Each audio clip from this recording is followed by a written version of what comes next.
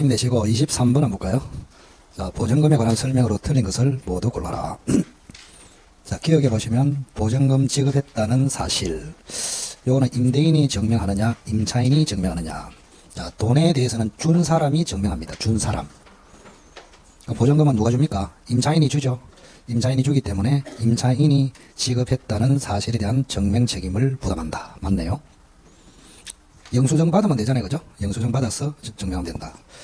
자, 연에 보시면 임대차가 종료하지 않은 경우에 임차인은 보증금 존재를 이유로 차임 지급을 거절할 수 없다. 자, 요거는 조금 좀 정리가 좀 돼야 됩니다. 갑이 임대인이고 을이 임차인입니다.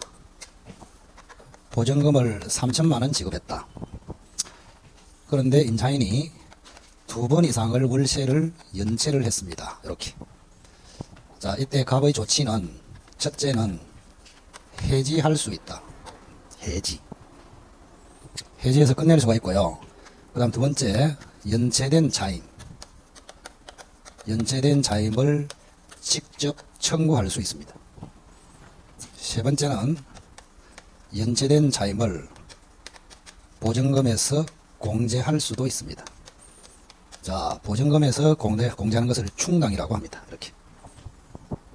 자, 임차인이 2번 이상 연체를 했을 때 갑의 조치는 몇 개? 3가지. 즉시 해지, 연체 차임 청구, 보증금에서 공제. 공제는 언제든지 할 수 있습니다. 임대차가 끝나야 공제할 수 있다. 그러면 X입니다. 즉시 공제할 수 있다. 즉시.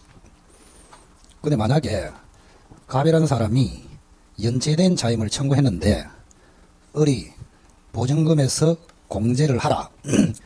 이렇게 항변할 수 있겠느냐? 못합니다. 자, 주인이 연체 차임을 청구했을 때 임차인은 보증금에서 공제해 가라. 이렇게 못해요. 그래서 연체된 차임을 청구하거나 보증금에서 공제하라. 요거는 임대인이 선택하는 권리입니다. 조심해야 됩니다. 자, 그래서 여러분이 앞으로 집을 빌려줬다. 임차인이 2번을 연체했다. 이런 거 알아놓으면 좋겠죠, 그죠?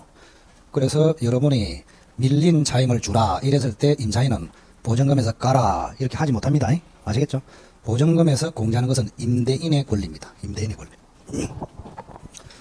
자, 그래서 니은도 틀렸네요. 특별한 사정이 없는 한 임차인은 보증금 존재를 이유로 연체 차임 지급을 거절할 수는 없다. 맞네요. 그죠? 줘야 한다. 자, 띠것을 보실까요? 임대차 종료 후 보증금이 반환되지 않고 있는 한 임차인이 목적물에 대한 점유는 적법점유다. 왜 그럴까요? 자, 보증금을 받지 못했다면은 집을 반환해야 된다. 안 해도 된다. 안 해도 되죠.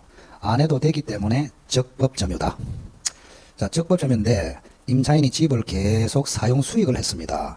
그러면 사용료 상당은 반환해야 됩니다. 자, 그래서 보증금 받기 전까지 집은 돌려주지 않고 점유를 할 수 있지만 사용료는 반환해야 됩니다.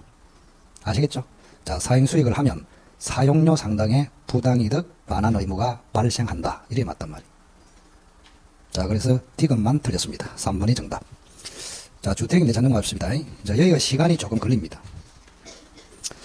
자, 1번을 잘 읽어보시면 갑 소유 대지위에 있는 갑의 주택을 임차한 을은 보증금 중 일정액을 최우선 변제받을 수 있는 소액 임차인이다. 소액 임차인. 자, 그림을 한번 그려볼까요? 갑이라는 사람이 자기 대지위에 주택을 소유하고 있습니다. 이렇게. 자, 그런데 주의할 게 뭐냐? 요 대지에 A라는 은행에서 대출을 하고 저당권을 이렇게 잡았습니다. 저당권. 주택임대차에서 저당권이 나오면 어려워집니다. 요즘은 그렇게 출제를 해요. 자, 그런데 자, A가 저당을 잡은 다음에 요 집에 을이라는 사람이 소액 임차인으로 들어왔습니다. 6월 1일 날 이렇게 됐습니다. 6월 1일 날. 그럼 서울에서는 소액 임차인이 되려 하면은 보증금이 얼마일까요? 기억나는 서울은 좀 외우고 있으면 좋은데 1억 6,500만 원 이하 서울에서. 그럼 소액 임차인은 선순위보다도 우선 변제를 받을 수 있거든. 그걸 최우선 변제를 합니다. 그게 얼마예요? 까먹었다. 찾아보시오. 혹시 요약서 있으면 찾아보시와요. 최우선 변제를 받는 범위가 얼마이다? 좀 기다릴게. 공부시키려고. 서울 정도는 외워야 됩니다. 자, 1억 6,500 이하의 보증금을 가진 임차인은 선순위보다는 5,500만 원 정도는 최우선 면제를 받는다. 이런 이야기입니다. 자, 그럼 여기서 이제 논점이 뭐냐? 만약에 주택이 경매됐다. 자, 주택이 경매되면은 을이 최우선 면제 받고 저당권자가 우선 면제를 받고 아무 문제가 없어요. 근데 문제는 요 대지가 저당권이 설정됐단 말이에요. 주택의 저당권이 설정된 거는 시험에 안 나옵니다. 너무 쉬웠어. 자, 땅에 저당권이 설정됐다. 그러면 A가 경매 신청을 했어. 그럼 요 토지가 S한테 낙찰이 됩니다. 낙찰. 그럼 낙찰 대금이 있잖아요. 자, 대지의 낙찰 대금에 대해서 저당권자는 당연히 우선 면제를 받아갑니다. 그러면 주택의 소액 임차인도 여기에서 배당을 받을 수 있을까요? 첫째 질문이 그거예요. 주택이 경매된 게 아닙니다. 뭐가 경매됐다고? 얼굴이 좀 똑딱 안 하나? 약간 저는 막걸리 한 잔만 먹어도 벌개집니다. 벌개죠. 근데 붉은기를 좀 제거하고 오려고 막 돌아다니다가 왔다니까. 지금 살 없어지고 있어. 약간 벌겠는데, 그죠? 참 싸게 치인다. 한 잔만 먹어도 뭐 동네 술은 다 마신 것처럼 벌겋다. 그 술은 떴다, 지금. 자, 결론은 뭐냐면은, 자, 임차인과 소액 임차인이 우선 면제, 최우선 면제를 가지고 있다면, 대지의 낙찰 대금에 대해서도 배당받을 수 있습니다. 왜? 우리 주택임대차를 보면은, 자, 우선 면제는 주택, 괄호하고, 대지 포함, 이렇게 돼 있습니다. 알겠죠? 그 대지의 낙찰 대금에 대해서도 주택 임차인은 우선 면제, 최우선 면제를 받을 수 있다. 그게 결론입니다. 자, 그러면 이 낙찰 대금에서 누가 우선 먼저 받습니까?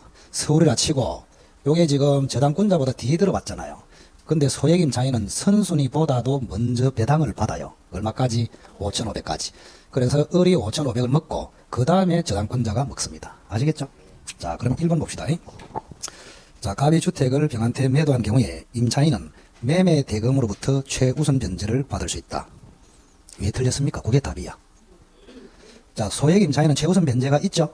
근데 매매 대금이 아니잖아요. 낙찰 대금이지. 경매가 됐을 때 전제를 합니다.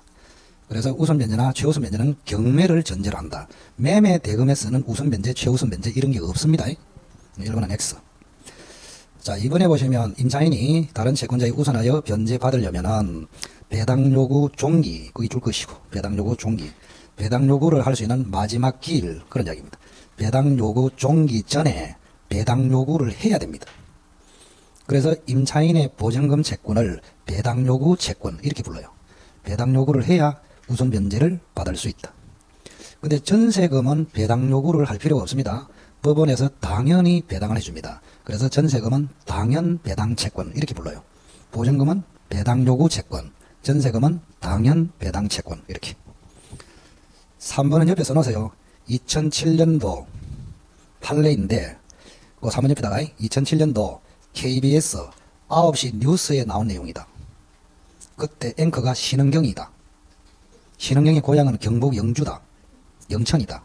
왜 그걸 아냐? 제가 이제 군대 장교로 갔다 왔는데 장교 훈련을 영천에서 하거든요. 그 장교 훈련을 받고 있는데 조교가 누구누구님 요 밑에가 신은경의 고향입니다 이러더라고. 깜짝 놀랐지. 신은경이 누구지 모르십니까 혹시? 역대 KBS 앵커 중에서 제일 미인 신은경이. 그 고향이 경북 영천입니다. 자, 3번에 9시 뉴스에 나올 정도로 중요합니다. 자, 대지의 저당권을 설정할 당시에 주택이 미등기는 상관이 없습니다. 주택이 이미 존재했다면 소액 임차인 을은 저당권에 기한 대지의 경매 절차에서 최우선 변제를 주장하셨다. 이 문장이 굉장히 중요하다고. 무슨 말이냐? 자, 여기 보세요. 자, 을이라는 사람이 요 주택에 소액 임차인으로 들어왔어. 그러면 대지의 낙찰 대금에서 선순위 은행을 제끼고 5,500에 대해서 최우선 면제를 받는다 그랬죠. 그럼 그래 되려 하면은 요건 하나를 정확하게 갖춰야 돼요. 요건 하나를. 뭐냐? 자, 자기는 저당권이 설정된 후에 주택에 들어왔지만 요 주택 자체는 땅에 저당권이 존재하기 전에 이미 주택이 존재해야 됩니다. 이렇게. 만약에 저당권이 5월 1일 날 설정됐잖아요. 그럼 주택이 6월 1일 날 지어졌어. 6월 1일 날 지어지고 소액 임차인이 7월 1일 날 들어갔어. 그럼 이 주택은 저당권 설정 후에 들어왔죠. 그때 주택의 소액 임차인은 낙찰 대금에 최우선 면제를 못 받는단 말이에요. 아시겠죠? 자, 그래서 주택의 소액 임차인이 대지의 낙찰 대금에서 최우선 변제를 받으려면은 그죠? 대지의 저당권이 설정되기 전에 주택이 이미 존재해야 된다고. 매우 중요하다. 매우. 뭐라 했습니까? 2007년 7월 달 KBS 9시 뉴스 앵커가 누구? 신은경. 이렇게.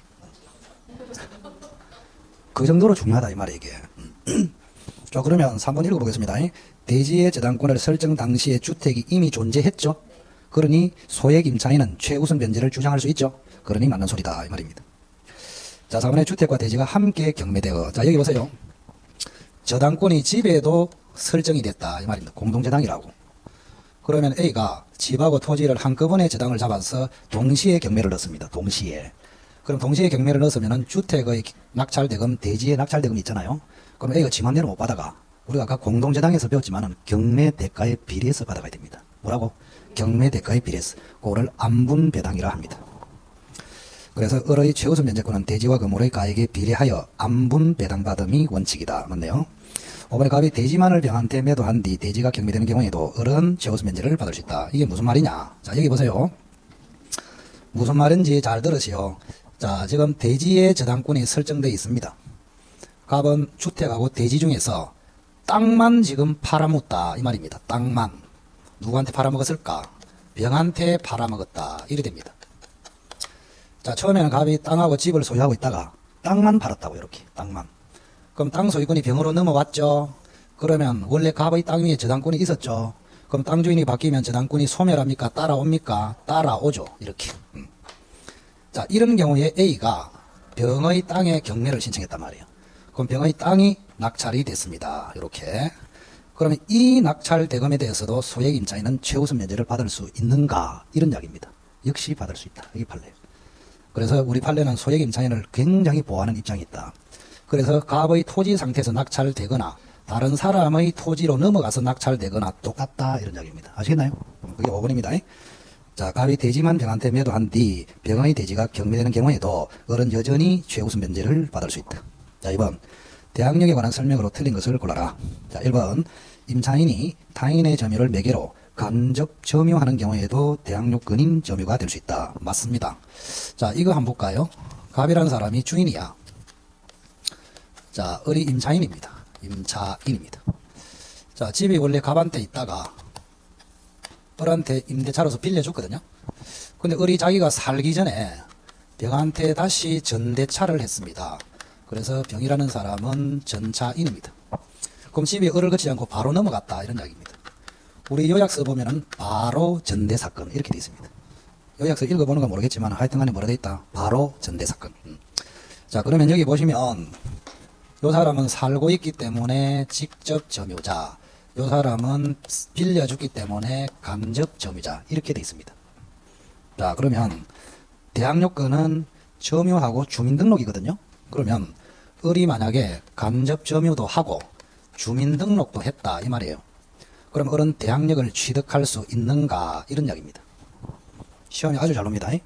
자, 다시 연습합시다. 간접 점유도 주민등록만 하면은 대항력을 취득할 수 있느냐 이렇게 묻습니다. 자, 미리 힌트를 주면은 요 주민등록이 대항력권이 되려면 살고 있는 사람이 주민등록을 해야 됩니다. 뭐라고? 그래서 을은 살고 있습니까? 안 살고 있습니까? 안 살고 있지. 살고 있지 않은 사람이 주민등록을 백날 해도 대항력 취득이 안 됩니다. 됐습니까? 그 다음 두 번째. 만약에 살고 있는 사람이 주민등록을 했습니다. 그럼 병은 대항력을 취득합니다. 맞죠? 그런데 주의할 것은 직접 점유자가 대항력을 취득하면 간접 점유자가 따라서 취득합니다. 논리를 정확하게. 그럼 결론은 만약 시험에 이렇게 나왔습니다. 자, 간접 점유자도 대항력을 취득할 수 있다. OX? O. 그 다음 두 번째. 간접 점유자도 스스로 대항력을 취득할 수 있다. X. 무슨 말인지 알아들었죠? 직접 점유자가 취득해야 취득합니다. 스스로는 취득할 수 없어요. 그걸 조심하라고. 어쨌든 1번에 간접 점유하는 경우에도 대항력권인 점유가 인정될 수 있다. 맞네요. 그죠? 자, 2번에 보세요. 임차인이 지위를 강화하고자 별도로 전세 등기까지 마쳤습니다. 그럼 지위가 두 개입니다.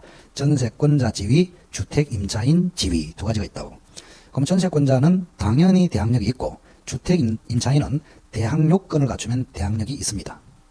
그래서 전세권자로서도 대항력, 주택 임대차로서도 대항력. 그런데 대항력권을 상실했다 이래 돼 있죠. 그 말은 점유를 상실했다, 주민등록을 상실했다 그 말이에요. 그러면 주택임대차 보호법상의 대항력권을 상실하면은 임차인으로서는 대항력을 상실합니다. 그러면 전세권자로서 대항력만 남아 있습니다. 아시겠죠? 그러니 이번은 맞다고. 주임법상의 대항력은 상실한다.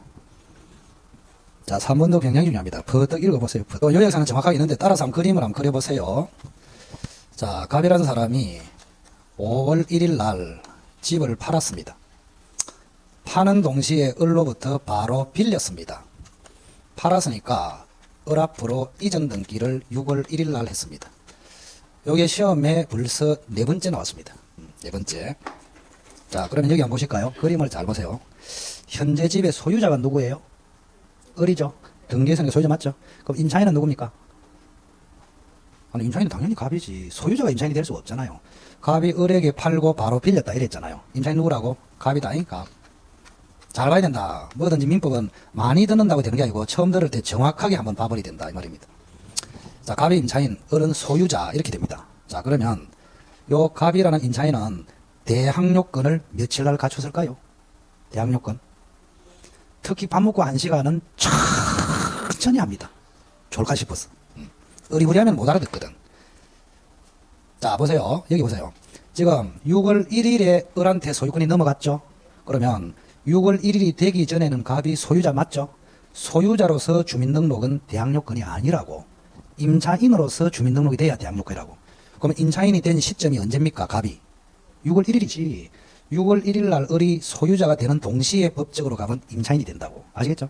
왜? 자기 집에 자기가 임차인이 건 안 된단 말이야. 남의 집이 돼야 임차인이 된다고.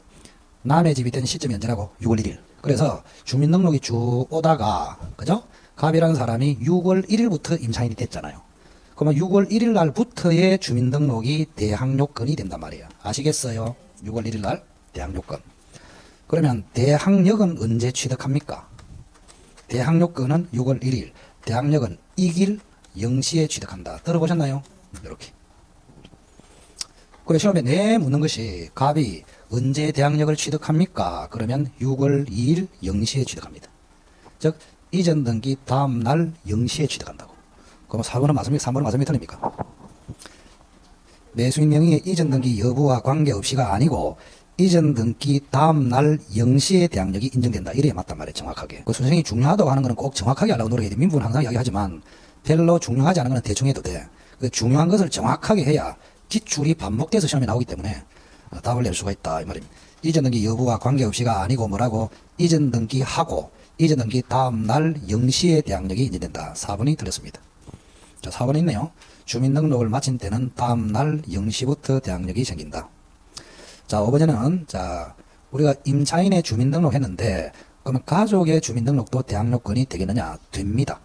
그래서 임차인은 주민등록을 옮겨버렸고 나머지 가족의 주민등록이 남아있다면 대항력을 상실하지 않는다. 맞고. 자, 3번에 을은 갑 소유 주택에 대하여 보증금 3억으로 하는 계약을 갑과 체결한 다음 대항요건과 확정일자를 받아서 거주하고 있다. 그러면 대항요건하고 확정일자를 가져. 대항요건은 두 개죠. 점유 플러스 주민등록. 대항요건과 확정일자를 갖췄다. 이래 되면은 임차인은 대항력도 취득했고 우선 변제권도 취득했고 이런 이야기입니다. 자, 1번 묵시적 갱신, 법정 갱신으로 인한 임대차의 존속기간은 2년이다. 맞을까요? 자, 우리가 지난번에 전세권에 법정 갱신했거든. 전세권에서 법정 갱신되면은 기간만큼은 정함이 없는 것으로 된다. 이렇게 했죠. 그래서 민법이 적용될 때는 정함이 없는 것으로 된다. 따라서 갑과 을은 소멸 통고해서 6개월 후에 끝낼 수 있다. 이랬습니다. 그런데 주택임대차와 상가임대차에서 묵시적 갱신, 법정 갱신되면은 기간은 최단기간으로 된다. 이렇게 됐습니다. 주택임대차는 최단기간이 2년, 상가는 1년. 그래서 1번이 정확하게 맞다. 이 말입니다. 자, 묵시의 갱신, 법정 갱신으로 인한 존속기간은 최단기간 2년이다. 1번이 정답. 자, 이번에 보세요. 임대차 기간을 1년으로 약정했다. 그럼 최단기간이 몇 년이에요? 2년이죠. 그죠? 최단기간이 2년이다 말이야. 자, 앞으로 보세요. 자, 최단기간이 2년인데 3년으로 계약했다. 1년으로 계약했다. 이걸 해석할 줄 알아야 된다고. 그럼 3년으로 계약하면은 최단기간을 초과했죠. 그래서 이때는 임대인과 임차인은 3년을 그대로 준수해야 됩니다. 준수해야 된다. 그런데 최단기간이 2년을 보장한다 했는데 1년으로 계약했단 말이야. 그럼 이때는 2년하고 1년을 선택할 수 있습니다. 이렇게. 그럼 이 선택은 반드시 임차인만 선택할 수 있습니다. 이렇게. 그래서 최단기간이 2년인데 계약을 1년으로 해버렸다. 임차인이, 주인이 마음에 안 들면 1년 살다가 보증금 받아갈 수도 있고 2년을 다 채우고 보증금 받아서 나갈 수도 있다고. 아시겠죠? 주인이 선택한다, 임차인이 선택한다, 임차인이, 이런 이야기입니다. 이런 거 잘 알아놔야 다음에 상담할 때 굉장히 유리하다 이 말입니다. 여러분이 다음에 상담해 보세요. 다른 과목은 상담 내용이 없어. 전부 다 민법입니다. 계약금이 어떠냐, 뭐 주택임대차이 어떠냐, 이런 거 묻습니다. 전부 다. 자, 그래서 어쨌든 최단 기간보다 작게 계약을 했을 때는 임차인은 1년이 유효하다고 주장할 수도 있고 2년을 버틸 수도 있고 이렇습니다. 자, 그러면 2번 을은, 즉 임차인은 1년이 유효함을 주장할 수도 있다, 이리 맞잖아요. 그래서 X. 자, 3번에 묵시적으로 갱신된 경우에 가번 해지 통지를 할 수 있다. 자, 여기 다시 또, 자, 여기 보세요. 자, 주택임대차에서 법정 갱신되면은 몇 년으로 된다 그랬습니까? 최단 기간 몇 년? 2년으로 됩니다. 주택임대차에서 2년. 자, 2년으로 되는데 잘 보세요. 임차인은 해지 통고를 할 수가 있습니다. 해지 통고. 그런데 임대인은 꼼짝 말고 구속이 됩니다. 이렇게. 자, 묵시의 갱신, 법정 갱신되면은 기간은 최단 기간으로 되지만 임차인은 뭐 할 수 있다고? 해지 통고를 해서, 그죠? 3개월 후에 보증금 받아서 나갈 수가 있습니다. 그런데 임대인은 해지 통고가 된다 안 된다? 안 됩니다. 이거 아주 조심해야 된다. 임차인을 분명히 보호한단 말이야. 법정 갱신이 되면은 2년을 살 수도 있고, 그다음 뭐 할 수 있다고? 해지 통고해서 3개월 후에 나갈 수도 있고, 임대인은 꼼짝 마라, 이렇게 됩니다. 자, 그러면 3번은 묵시적 갱신이 된 경우에 임대인 갑은 해지 통지를 할 수 있다 없다? 없죠? 임대인은 할 수 없고 임차인 을이 할 수 있습니다. 3번도 X. 자, 임차인 을은 임대차가 끝나기 전에 임차권 등기 명령을 신청할 수 있다. 자, 임차권 등기 명령 신청해 줄 거 보시고, 자, 임차권 등기 명령을 신청하기 위한 요건 2가지를 적어보세요. 첫째, 임대차가 종료되었을 것. 두 번째, 보증금 반환이 안 됐을 것. 자, 임대차가 종료됐음에도 주인이 보증금 반환을 하지 않으면 임차권 등기 명령을 신청할 수 있다. 그럼 4번은 왜 들었습니까? 끝나기 전에, 그건 아니단 말이에요. 종료가 돼야 됩니다. 자, 오늘 만료하기 전에 갑이 병한테 주택을 매도하고 등기를 마친 경우에 을은 병에게 임차권을 주장할 수 없다. 이런 거는 기본기가 잘 돼 있어야 돼요. 기본기가. 자, 다시 한번 볼까요? 자, 갑이 주인이고 을이 임차인입니다. 을이 주택에서 살고 있어. 그런데 이분은 대항요건도 갖추고 확정일자도 갖췄다, 이렇게 되어 있습니다. 맞죠? 자, 대항요건은 2가지죠. 주택을 뭐 하고 점유하고 주민등록을 하고. 그럼 을이라는 사람은 대항력도 있고 대항요건하고 확정일자를 갖췄으니까 우선 변제권도 있습니다. 이렇게. 자, 그런데 을이 열심히 살고 있는 중에 주택의 주인이 바뀌어버렸다, 이 말입니다. 주인이 바뀌었다고. 그럼 현재 주인이 누굽니까? 병이죠.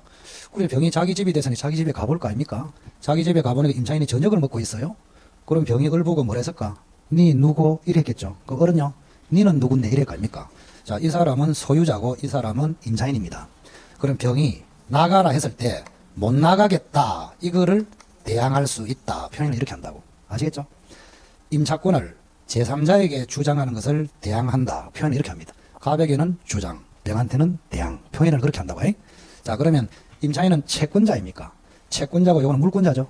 물권하고 채권하고 충돌하면 물권이 세요. 그래서 채권자는 원칙적으로 대항하지 못합니다. 그래서 임차인은 원칙적으로 쫓겨납니다. 이렇게. 그런데 만약에 대항할 수 있다면 쫓겨나지 않겠죠? 그러면 대항할 수 있다, 그 말은 대항력이 있다, 그 말이거든요. 그럼 을은 지금 대항요건을 갖췄으니까 대항력이 있죠? 그러니 대항할 수 있다, 이런 이야기입니다. 자, 쫓겨난다, 살 수 있다, 살 수 있다. 그러면 대항할 수 있다는 말은 이 병이란 사람이, 그죠? 정확하게는 임대인 지위를 승계한다, 이런 이야기입니다. 아시겠죠? 갑은 임대인 지위를 상실한다. 자, 임대인 지위를 승계하니까 보증금 반환 채무도 승계를 합니다. 그럼 갑은 보증금 반환 채무를 면한다, 이런 이야기예요.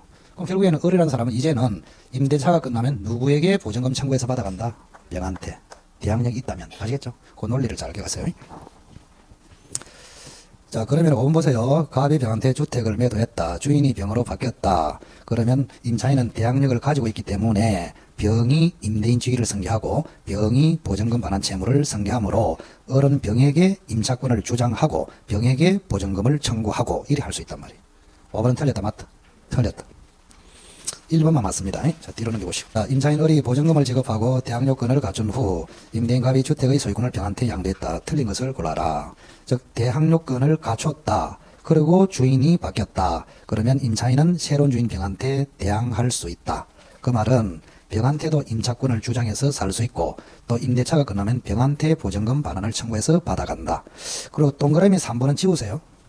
그 지문은 너무 실무적이라서 안 봐도 됩니다. 동그라미 3번. 자, 대항 요건을 갖추고 있기 때문에 보증금 내줘야 하는 사람은 원래 주인 갑이다. 현재 주인 병이다. 현재 주인 병이다. 병이 보증금 반환 의무를 부담하고 갑은 면한다. 1번은 맞네요. 2번에 보시면 연체 차임채권은 특별한 사정이 없는 한 병에게 승계되지 않는다. 이렇게 되네요. 차임채권. 자, 여기 한번 보세요. 자, 우리가 이 임차인이 대항력을 가지고 있으면 병이라는 사람이 임대인 지위를 승계한다 그랬죠. 그러면 이제부터는 병이 임대인이야. 그럼 임대인이 이제 월세를 받을 수 있단 말이야. 맞죠? 그래서 월세 받는 채권을 차임채권이라 합니다. 이 차임채권은 병이 승계를 한다고. 원래 갑이 을에게 월세를 받는데 이제는 누가 받는다고? 병이 월세를 받는다. 그래서 차임채권은 승계한다. 자, 그런데 을이라는 사람이 차임을 연체했단 말이야. 2개월치 연체를 했어. 그러면 연체된 차임을 받을 수 있는 연체 차임채권이 있단 말이에요. 정상적인 월세 채권이 아니고 연체된 월세를 받을 채권이 있단 말이에요. 그러면 이것도 병한테 승계되느냐? 이거는 승계 안 됩니다. 아시겠죠? 그럼 연체된 차임은 여전히 누가 받는다고? 갑이 받는다고. 정상적인 월세만 병이 받고 연체된 월세는 갑이 받고. 그거 당연한 거 아닙니까? 갑한테 연체했으니까. 그죠? 자, 그래서 연체 차임채권은 병한테 승계되지 않는다. 맞고. 자, 4번에 병이 을에게 보증금을 반환하더라도 갑에게 부당이득 반환을 청구할 수 없다. 너무나 당연하죠. 자, 병이 을에게 보증금을 반환하더라도 여기 보세요. 자, 을이 대항력을 가지고 있으니까 병이 보증금 반환 채무를 승계한다 그랬죠. 그럼 병이 보증금을 반환해야 되겠죠. 병이 보증금, 그죠? 그럼 이거는 법적으로 갑은 보증금 반환 채무를 면합니다. 갑은 보증금 반환 안 해도 되고 법적으로 병이 반환해야 돼. 그래서 반환했어. 반환하고 나니까 억울해 보여. 그래서 병이 나 반환했다 하면서 병이 갑 보고 내 반환한 만큼 내놔라. 청구할 수 있다 없다? 없지. 갑은 이미 반환 의무를 면했단 말이에요. 그래서 병이 반환했다고 해서 병이 갑에게 내가 반환한 만큼 부당이득을 했다. 부당이득 반환 청구를 할 수 없다. 이렇게 되는 것이. 이런 논리를 자꾸 연습하면 민법이 재미가 있고 쉬워집니다. 자, 그래서 병은 을에게 보증금을 반환했다면 법적으로 반환해야 되기 때문에 반환했으므로 반환했다고 해서 갑에게 네 대신에 내가 반환했다. 그래서 너는 나에게 부당이득을 반환해라. 청구할 수 없다. 이 말이에요. 자, 5번도 좀 어려워요. 읽어보세요. 자, 여기 봅시다. 여기 보시기 바랍니다. 자, 을이 대항력을 가지고 있는 상태에서 주인이 바뀌면 이 병이라는 사람이 임대인 지위를 승계해서 보증금 반환해야 된다. 이래 했죠. 그럼 이 사람은 갑으로부터 소유권을 취득해야 됩니다. 뭐라고? 소유권을 취득해야 이 사람이 임대인 지위가 된단 말이에요. 그런데 뭐라 됐냐? 병이라는 사람이 갑에게 돈을 빌려줬어. 돈을 빌려주고 그 돈의 채권을 확보할 목적으로, 즉 담보 목적으로 병 앞으로 소유권 이전 등기를 했다. 이 말입니다. 자, 매매로 이전 등기했다. 담보 목적으로 이전 등기했다. 담보 목적으로. 이거는 그러면 병은 소유자 아니고 양도 담보권자가 됩니다. 좀 어렵지만 뭐라고? 양도 담보권자. 매매로 이전 등기했다면 소유자가 되는데 병이 빌려준 채권을 담보할 목적으로 갑의 주택에다가 병 이름으로 이전 등기를 했다면 병은 소유자가 아니고 뭐라고? 양도 담보권자. 양도 담보권자는 임대인 지위를 승계하지 않습니다. 아시겠죠? 그러니 여전히 갑이 임대인이고 여전히 갑은 보증금 반환 채무를 부담한다. 이렇게. 자, 그러면 5번은 맞습니까? 틀립니까? 갑은 여전히 보증금 반환 의무를 부담한다. 이래 맞죠? 그런데 면한다 했기 때문에 틀렸다. 그건 좀 어려운 문제예요. 그래서 어쨌든 5번이 틀렸습니다. 자, 4번 읽어보세요. 천천히. 여러분이 임대차가 나오면 일반 임대차인지 주택 임대차인지 상가 임대차인지 명확하게 구분. 자, 4번은 상가 임대차입니다.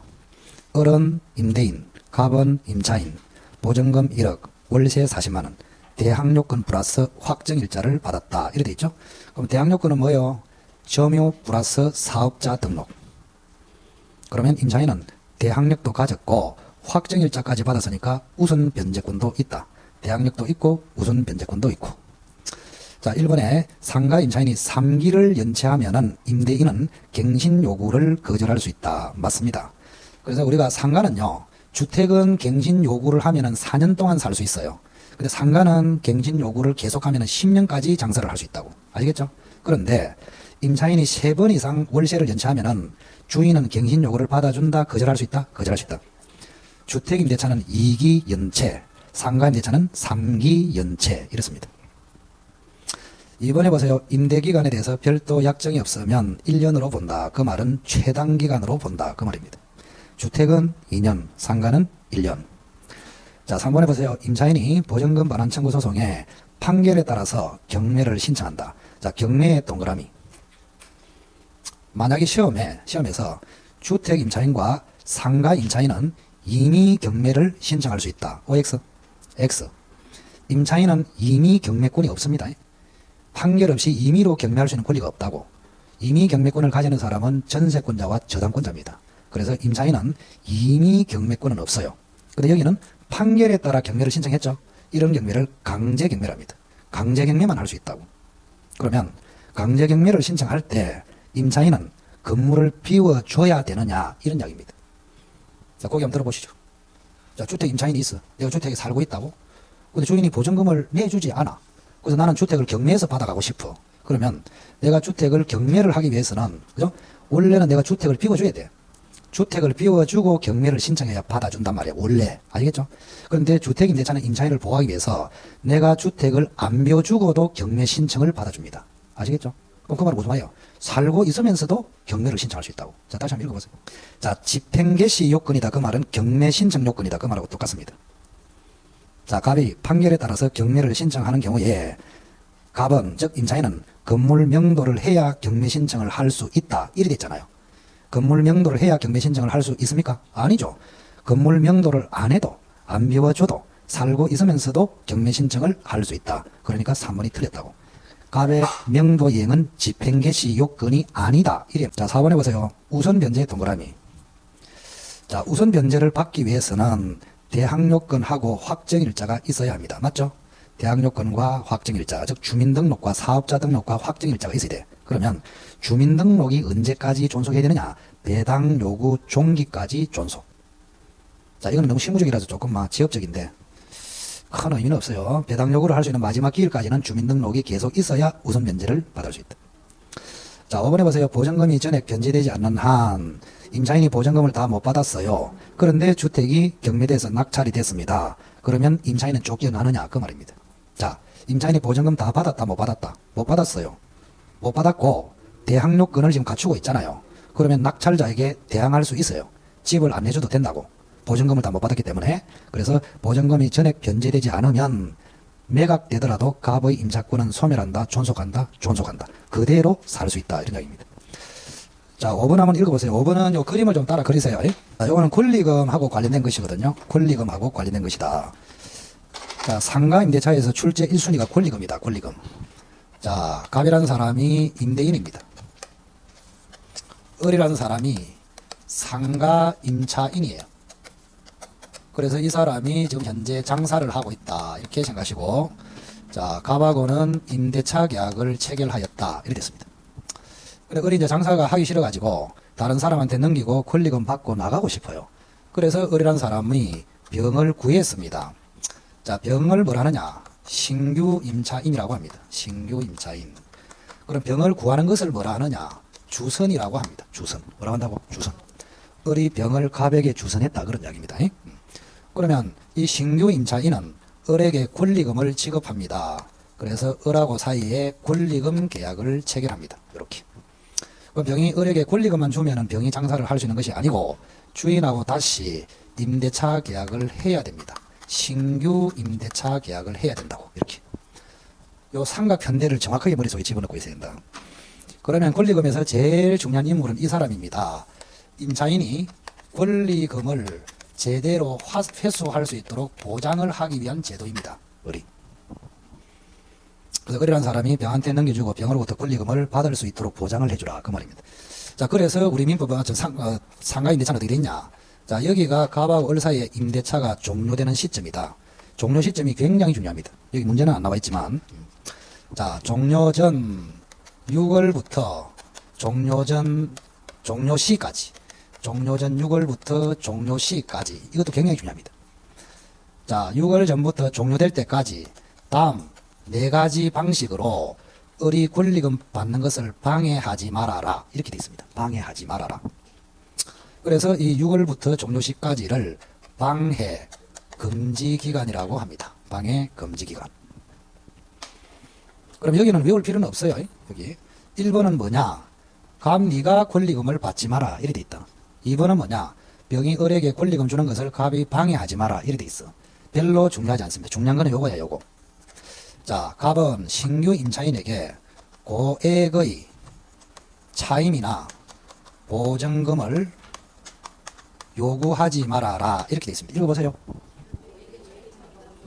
고액의 월세나 보증금을 요구하지 말아라. 이렇게 돼 있습니다. 만약에 을이 병을 주선했는데 갑이 병한테 엄청나게 고액의 월세나 보증금을 요구하면 병이 계약을 합니까? 안 합니까? 안 하죠. 그럼 권리금 줍니까? 안 줍니까? 안 주죠. 그럼 권리금을 방해한 거 아닙니까? 그죠? 그런 이야기입니다. 그럼 네 번째는 뭐냐?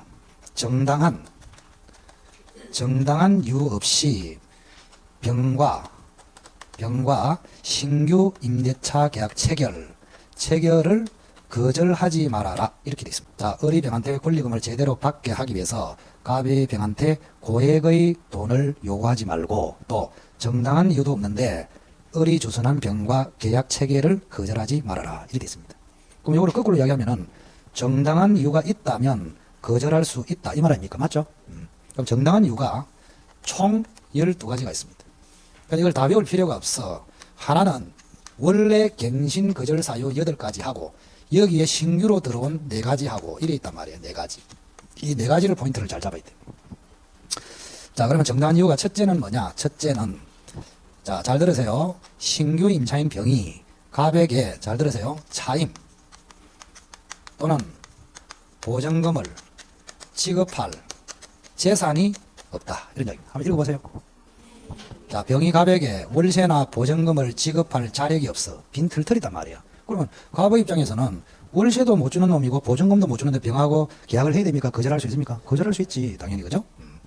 그리고 조심해야 될 것은 요거를 권리금으로 바꿔버리면 끝장이다. 이런 이야기입니다. 자, 병이라는 사람이 갑에게 주는 것은 월세 보증금입니까? 권리금입니까? 월세 보증금, 권리금을 을한테 주는 거 아닙니까? 그래서 권리금을 지급할 자력이 없다. 그러면 틀렸단 말이에요. 뭐요? 월세나 보증금 지급 자력이 없다. 이래 됩니다. 그 다음 두 번째. 자, 두 번째는 필요 없고, 역시 세 번째하고 네 번째가 굉장히 중요합니다. 자, 임대인 척이 1년 6개월 이상 장사를 하지 않으면 병과 계약 체결을 거절한 것이 정당화된다. 자, 이게 이해를 잘해야 됩니다. 이거 계속 이야기하지만 지금요, 갑이 장사를 하고 싶어요. 주인이 워낙 장사를 잘 되니까. 그럼 갑이 장사를 하려면, 잘 들으세요. 갑이 장사를 하려면 일단 을이 병을 주선했습니다. 그럼 갑 지가 장사를 하려면 병하고 계약 체결을 해야 됩니까? 거절해야 됩니까? 일단은 거절해야지. 거절해놓고 을이 나고 난 다음에 갑이 바로 장사하면 안 됩니다. 즉 을이 나고 난 다음에 얼마 후에 1년 6개월 후에 주인이 들어가서 장사를 하면 병과 거절한 것이 정당화된다. 이런 이야기입니다. 아시겠죠? 그래서 주인지가 장사를 하려면 최소한 얼마 동안 1년 6개월 동안은 공실로 놔둬라. 그런 뜻입니다. 을이 나고 난 다음에. 그럼 네 번째가 더 중요해. 이거 워낙 중요하기 때문에 제가 이 문제하고 상관없이 이야기해 주는 것입니다.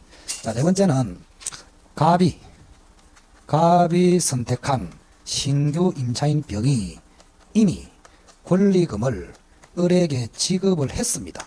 한번 읽어보세요. 갑이 이래 하면 안 되지. 나는 갑이 이래 해도.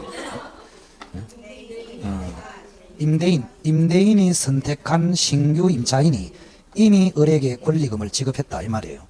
그러면 자, 지금 이 병이라는 사람이 갑이 구했단 말이에요. 갑이 병을 구하는 것을 선택이라고 합니다. 선택. 아시겠죠? 을이 구하면 주선, 갑이 구하면 선택. 그럼 갑이 선택한 신규 임차인이 이미 권리금을 을에게 줬어. 권리금은 1억이야. 그럼 을은 1억을 받고 만족해서 나갔어. 그런데 주변에 정이 얼쩡거리고 나타났다. 이 말입니다. 우연히. 그때 마침 을이 그 가게에 있었어. 그 정이라는 사람이 내가 네 대신에 장사 좀 하자. 이라니 을이 할 말이 이미 병한테 권리금 받았는데 하니까 정이 하는 말이 얼마 받았노? 1억 받았다니까 나는 3억 줄게. 이렇게 됐습니다. 을의 눈이 확 뒤집어집니다. 지금. 그럼 이런 경우에 을이라는 사람이 다시 정을 신규 임차인으로 갑에게 주선했습니다. 그럼 갑은 정하고 계약 체결을 해야 된다. 거절할 수 있다. 거절할 수 있다. 왜? 너무 욕심내지 마라 말이야. 이미 갑이 선택한 병으로부터 권리금 받았지 않냐 이 말입니다. 아시겠죠? 그래서 여기는 병하고 정이 두 사람이 나타나야 여러분들이 무슨 말인지 알아먹는다. 이런 이야기예요. 이게. 잘 기억하시라고. 자, 정답은 1번이네요. 1번이 왜 틀렸을까요? 권리금이 아니고 차임 또는 보증금. 이래야 맞습니다. 그 다음에 다 본 것이고 5번에 보세요. 임차인이 3번을 연체했습니다. 그러면 여기 8가지. 임차인이 상가 임차인이 3번을 연체하면 갱신 거절할 수 있어요. 그 사유도 여기에 해당된다고. 아시겠죠? 그래서 동그라미 5번 옆에 써놔라. 갱신 거절 사유에 해당. 원래 8가지 갱신 거절 사유에 해당되더라도 여기에 거절할 수 있는 정당한 사유에 들어갑니다. 자, 1번이 정답입니다. 자, 가람법도 굉장히 중요한데, 이거 좀 쉬었다 할까요?